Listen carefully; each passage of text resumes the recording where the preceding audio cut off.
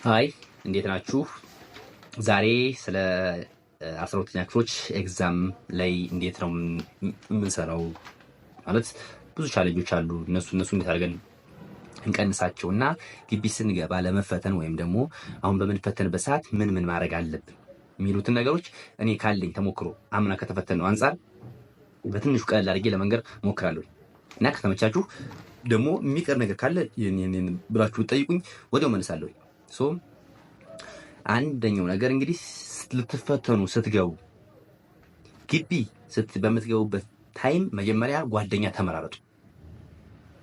ጓደኛ መመራረጥ በጣም ያስፈልጋል። አንደኛ ግቢ ጓደኛ ካልመረጣችሁ ብዙ ጫጫት ያለ ብዙ ነገር ዲስተርብ ትደረጋላችሁ። ጠዋት ለመፈተን በጣም ያስቸግራል። ደግሞ እኔም እንዳየሁት እንደዛ አልጠበቅኩም ነበረ። ግቢ ገብተን በጣም 6 ኪሎ ነበር የተፈተነውኛ። በጣም ነበር የሚያስቸግር። በጣም ጫጫቴው ምናምን ማለት እና ረብሹ ምናምን እና ፌዴራሎቹም ነበሩ። ትንሽ ያው ተማሪው ምናምን ሲረብሹ ትንሽ ያው ያረብሽ ሰው መቼም ትንሽ ይገረፋል እና እንደዛም ነበረ። ዱላ ምናምንም የተመቱ ልጆች ነበሩ። ከሱም ለመዳን ጓደኛ ምረጡ። በቻላችሁ ታውቅ ተመራርጣችሁ ቁጭ ብትሉ መስራት የምትችሉ መስራት በአንድ ላይ ብትሆኑ በጣም ደስ ይላል። ሁለተኛ ደግሞ ምግቡ ውስጥ በምትገቡበት ታይም ምግቡን ላታውቁት ትችላላችሁ። ላለምዱት ምግቡ ኖርማል ነው፣ የሚያል መጥፎ የሚባል አይደለም፣ እንደሚወሩ አይደለም።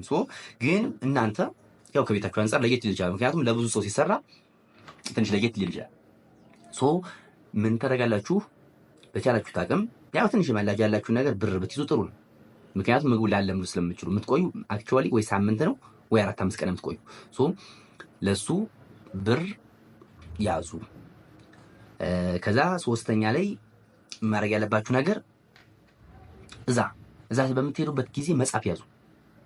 ለምሳሌ የናቹራል ትምህርቶች ከሆነ ጨርሷቸው። አሁን ፊዚክስ፣ ማትስ ምናምን በቻላችሁ ታቅም ጨርሳችሁ ለመድ ሞክሩ። ግን እዛ ለምሳሌ አንዳንድ ቲዎሪዎች አሉ፣ ባዮሎጂ ላይ፣ ኬሚስትሪ ላይ፣ ፊዚክስም ላይ ቢሆን ቲዎሪ ፓርት ካለ ቲዎሪ ፓርት በጣም ማታይቶ መግባት በጣም አሪፍ፣ እሱ በጣም ይጠቅማል። ከዛ ደግሞ ፈተና አሰራር። ፈተና እንዴት ነው የምንሰራው? አሁን ፈተና በምንሰራበት ጊዜ በጣም ማስተዋል ያስፈልጋል። በተለይ መጀመሪያ ላይ በምንሄድበት ታይም የመጀመሪያው ፕሮሰስ ትዝ ይለኛል። የሆነ ወደ አሁን ለምሳሌ ባዮሎጂ 100 ጥያቄ ነው። 100 ጥያቄ በምትሰሩበት ጊዜ ክሪቲካል እያስተዋላችሁ ካልሄዳችሁ ኋላ መለሳለሁ ማለት ይደክማችኋል። 90ኛው ላይ ወይ 100ኛው የደርሳችሁ ሲጨርሱ ታይም ቢተርፋችሁ እንኳን ዙሬ ማየት ምናምን ነው የምትሉ። በቻላችሁት አቅም እያንዳንዷን መስመር እያስተዋላችሁ ለመስራት ሞክሩ።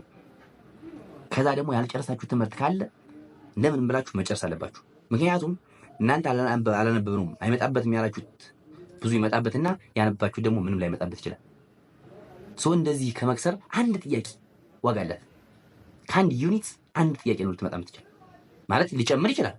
ግን ደግሞ አንድ ዩኒት አንብበህ አንድ ጥያቄ ብቻ ልትመጣ ወይም ደግሞ አንብበሽ አንድ ጥያቄ ብቻ ሊመጣ ይችላል። በቻላችሁት አቅም ሙሉ እያንዳንዷን መስመር ክሪቲካሊ እያስተዋላችሁ ለመስራት ሞክሩ።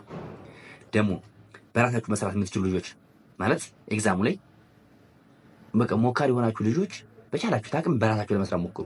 ከሌላ ሰው ስታመጡ ኮንፊውዥን ይፈጠራል። ከሌላ ሰው ላመጣለን ብላችሁ በመሞክሩበት ጊዜ አንደኛ ኮንፊውዥን አለ፣ ሁለተኛ ፍርሃቱ አለ፣ ምናምኑ አለ፣ አይመችም። ፈተናው በቃ ትምህርት ቤት ላይ ኤግዛም ሞዴል ተፈትናችኋል። ቢፎርም ክላስ ኤግዛም ስትፈተኑ ነበር። ከክላስ ኤግዛሙ ላይና ከሞዴሉ ላይ ምንም ከማንም ሳሰቡ በራሳችሁ ሰርታችሁ ግማሽና ከዛ በላይ መምጣት የቻላችሁ ተማሪዎች ኢንተራንስ ግማሽና ከዛ በላይ በጣም ቀላል ማለት ነው። እና እንደዛ ነው። አስተውላችሁ ለመስራት ሞክሩ። በተለይ ላይም ባይ ላይ ያለው ነገር ኋላ መመለሱ እንትን አይደል እና እሱን አስተውላችሁ ስሩ። ይሄን ነው እኔ ለማለት የፈለኩትኝ። ሌላ ደግሞ የምትፈልጉት ነገር ካለ፣ ሌላ አዲስ ነገር ካለ፣ የምትጠይቁኝ ነገር ካለ ኮሜንት ላይ መጻፍ ትችላላችሁ እና ወዲያው መልሳለሁ ከቻልኩ።